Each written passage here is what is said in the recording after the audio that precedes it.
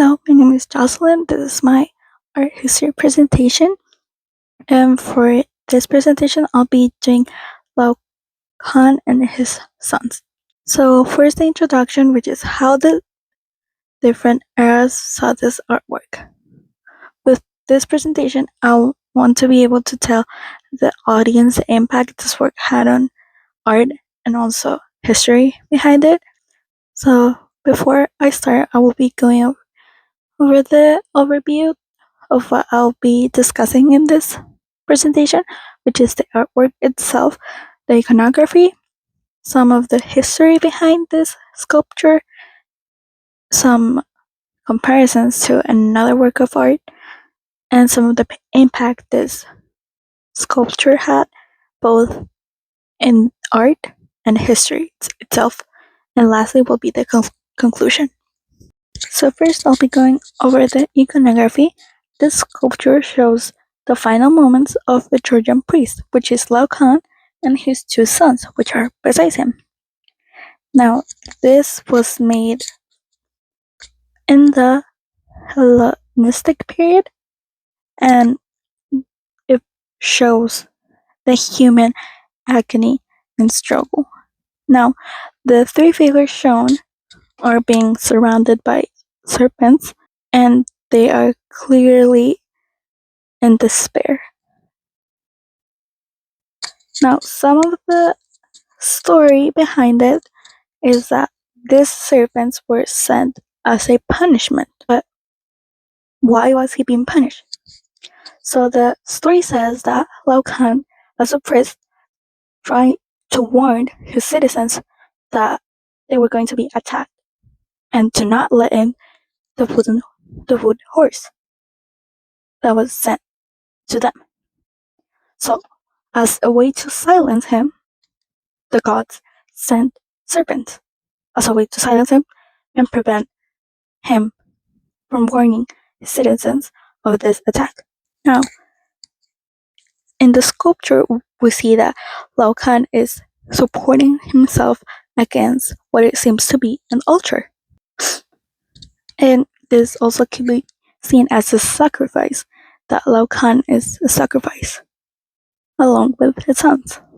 Now, the serpents are also binding Lao Khan and his sons together and represent them being changed by the gods, therefore being able to move and are in despair trying to get out of this punishment, but they can't. Now, the main subject of this artwork is obviously Lao Khan, which is seen with a really expressive face of agony. Now, even though Lao Khan is, or what we consider a powerful figure, like a priest, he is still helpless and powerless against the gods and the divine forces. So now we can see that his punishment was given to him because he wanted to help. Now, some of the artistic style and the significance of these is that this work really emphasizes complex and realistic emotion and anatomy. Because if you look closely, you can clearly see the expressions that Lao Khan and his sons have of agony and pain. So, not to mention the anatomy, which is really good. There's a lot of detail in it. You can see the muscles, the hair, the eyes. Everything is just so well built that helps to better express this feeling of agony. Now I'll be comparing another piece of work from this time. This piece of work is The Gates of Hell. This work was made by August Rodin and is one of the many works that was born from the inspiration of the sculpture of Lao Khan and his sons. This sculpture also conveys and portrays human agony and suffering. Both works are made in a really great scale, which I'm a monumental scale, and utilize the human form in order to convey and portray emotion and despair. So both of this work use agony and suffering, but they use it in a different way. The sculpture of Lacan depicts the literal physical and emotion pain of Laocoon and his son, which are being strangled by the serpents that were sent by the gods. Now, the gates of hell represents also this human pain and agony, but in a more spiritual and fantasizing way, as what we see are many human figures and faces which are clearly shown in agony and despair because of their sentence of being sent to hell. It's more of the soul of the human being tortured rather than the physical form. There's over 100 figures which are struggling to face their fate, but they're similar as both of them, both of the works, show a really dramatic and expressive meaning of agony. They have a really great sculpture and build with the details and expressing these emotions and convey them. They are meant to provoke empathy on those who see it, and even though the pain and agony behind it is different, they both intend to represent the despair and agony of humans in physical form and also in a spiritual form. And they both do it dramatically and what we would call theatrically. And they really serve the purpose of creating an impact and expressing these emotions.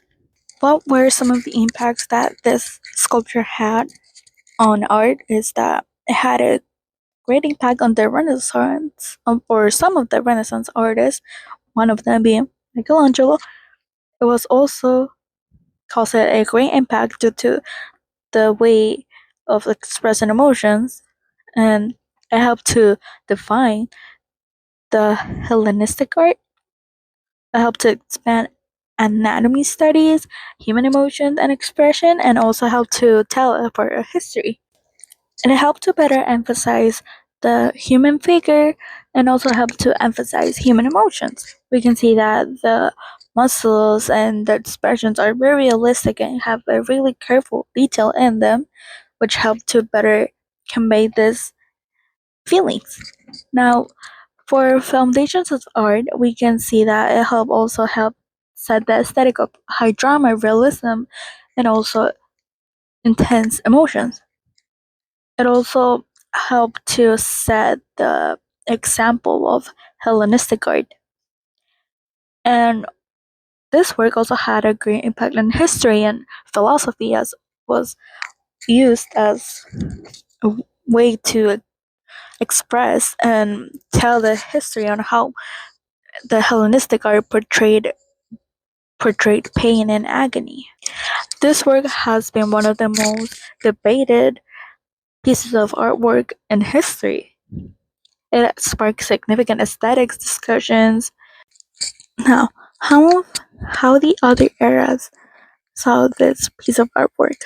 First, we'll go with the ancient Greeks. The Greeks valued this sculpture because of the emotions it depicted, for the drama, the intensity of it, and also for the anatomy that it was shown, which they considered to be perfect.